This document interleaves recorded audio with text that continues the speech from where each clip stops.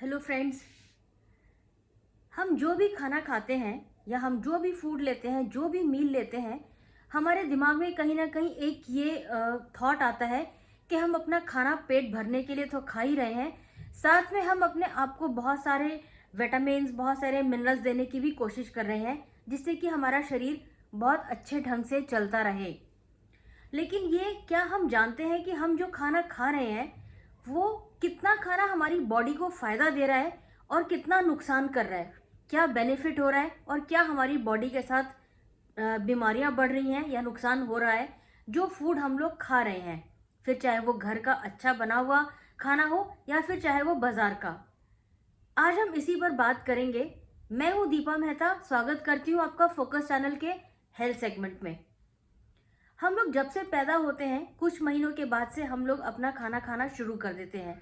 बचपन में बचपन के हिसाब से, बड़े होने पे बड़े के हिसाब से, और जवानी में उसके हिसाब से, और बुढ़ापे में उसके हिसाब से। लेकिन अगर हम यही खाना तरीके से अपने सही एज में खाएं तो शायद हम बहुत सारी बीमारियों से बच सकते हैं, और अगर कुछ बीमारियां हो गई हैं तो वो हमेशा के लिए ठीक हो सकती हैं।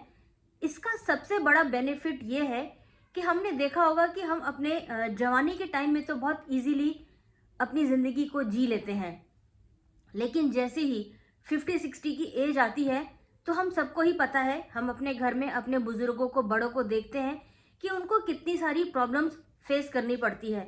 वहीं कुछ बुजुर्ग ऐसे भी हैं जो इस प्रॉब्लम से निकल जाते हैं, क्योंकि शायद उनकी फूड हैबिट जवानी के टाइम में बहुत सही रही हो। हम जो भी खाना खाते हैं, एक समय ऐसा आता है दोस्तों कि वो खाना ही हमें खाने लगता है, क्योंकि हम जितना भी खाना खाते हैं हमारी बॉडी को उसे पचाने के लिए बहुत वक्त चाहिए होता है।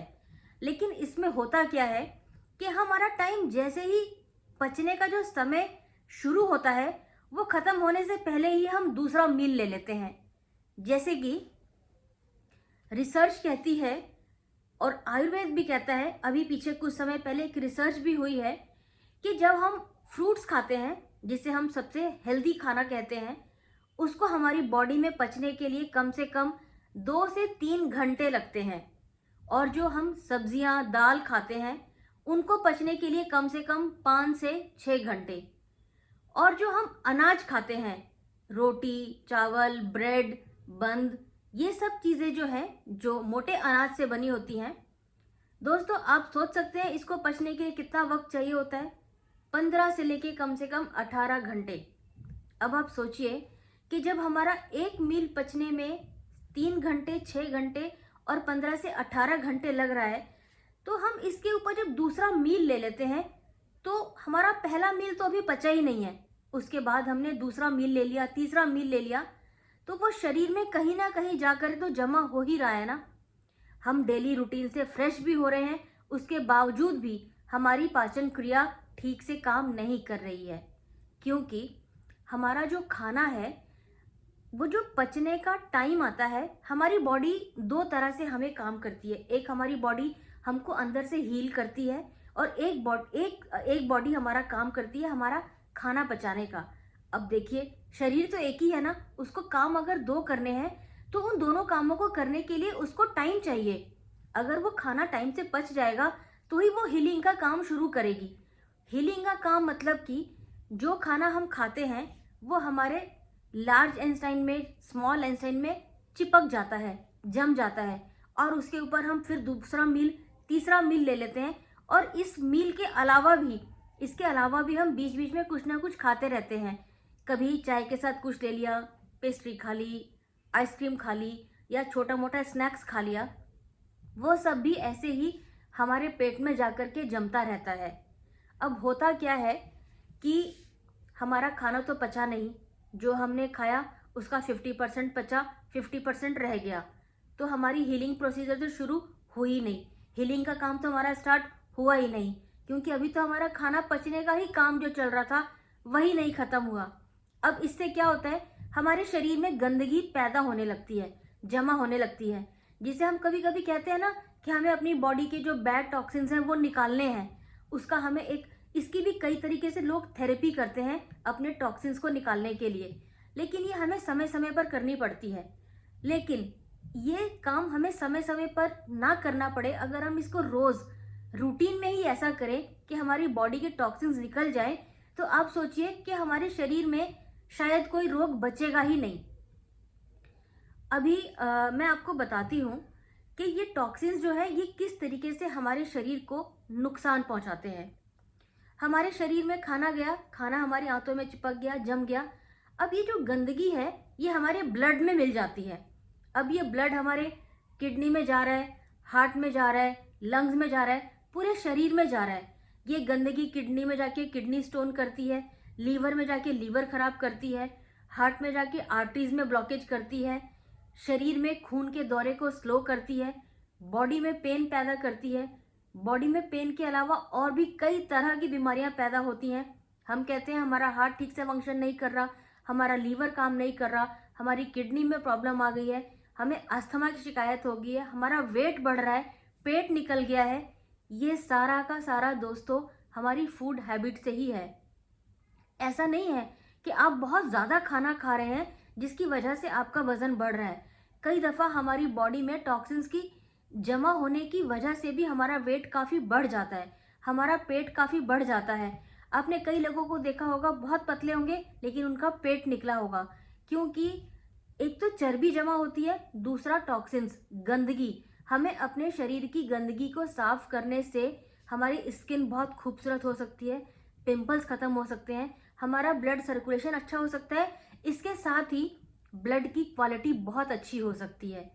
आप देखेंगे जिस तरीके से आपके बॉडी के टॉक्सिन्स निकलेंगे, आप अपने आप को उसी तरीके से हल्का महसूस करना शुरू कर देंगे। अब हम आपको बताते हैं कि हम इस बॉडी में से टॉक्सिन्स निकाल कैसे सकते हैं डेली।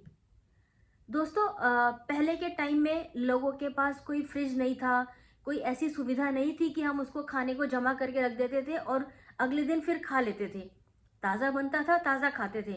लेकिन अब क्या करते हैं, ज़्यादातर लोग फ्रिज में खाना रख देते हैं, निकाला, माइक्रोवेव में गर्म किया और खा लिया। ये भी एक टॉक्सिन्स बढ़ाने का कारण है। आपको करना क्या है कि आपको 12 से 16 घंटे की फास्टिंग करनी है, उपवास करना है।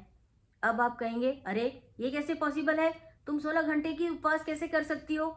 दोस्तों आप एक काम करिए, रात को अगर आप 8 बजे का खाना खाते हैं, 8 बजे खाना खाइए, लेकिन कोशिश करिए कि हल्का खाना खाइए। आप अगर सवेरे 8 बजे उठते हैं तो आपके 12 घंटे तो यही हो गए फास्टिंग में। ठीक है, आप जितने बजे मर्जी सोइए रात को, लेकिन 8 बजे के बाद कुछ खाना मत खाइए।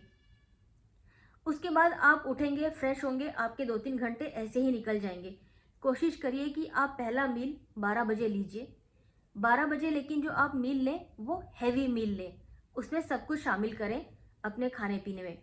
इससे पहले अगर आपको कुछ लेना है तो आप लिक्विड ले सकते हैं, लेकिन लिक्विड में फ्रूट जूस नहीं लेना, फ्रूट नहीं लेना। नॉर्मल पानी पी सकते हैं, नारियल पानी पी सकते हैं, छाछ पी सकते हैं या नींबू पानी पी सकते हैं।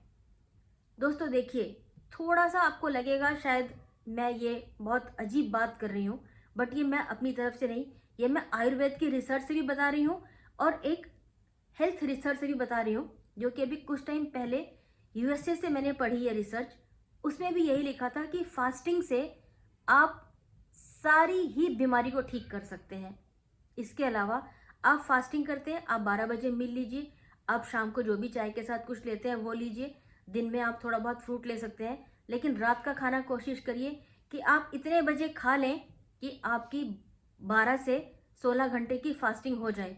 अगर आपको 16 घंटे की फास्टिंग टफ लगती है तो आप इसको 12 या 14 घंटे से भी स्टार्ट कर सकते हैं। 12 घंटे की फास्टिंग तो दोस्तों हमारी वैसे भी हो जाती है।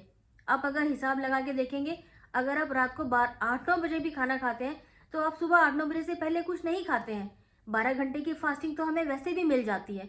तो आप कोशिश करिए कि 14 से 16 घंटे की फास्टिंग स्टार्ट करिए। आप ऐसा करके देखिए, आप यकीन मानिए आपके बॉडी के टॉक्सिन्स निकलने शुरू हो जाएंगे और आपको इसका बेनिफिट ज़रूर दिखेगा। इसके अलावा आप एनिमा भी ले सकते हैं।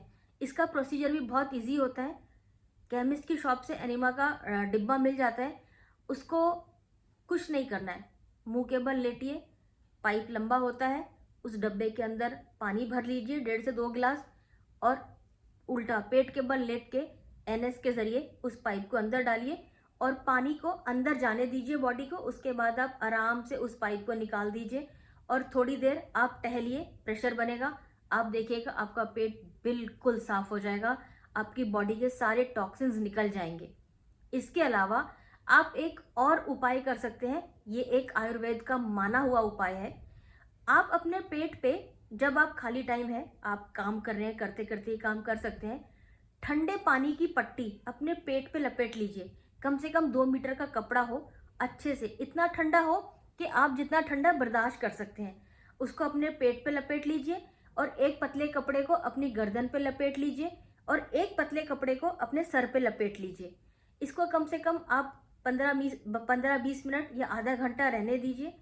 इसको आप हर रोज़ कर सकते हैं, एक दिन में 2 बार भी कर सकते हैं। आप देखेंगे इससे भी आपके टॉक्सिन्स बॉडी के निकलेंगे। जिस रिसर्च की मैं बात कर रही हूँ, आप उसको फास्टिंग डालेंगे तो ये रिसर्च आपको यूट्यूब पे निकल जाएगी। इस रिसर्च में ये बताया गया है कि जिन लोगों ने फास्टिंग करी, फास्टिंग के ज़रिए अपनी बॉडी के टॉक्सिन्स निकाले, यहाँ तक कि वो कैंसर के मरीज़ भी ठीक हुए हैं, डायबिटीज़ के मरीज़ भी ठीक हुए हैं।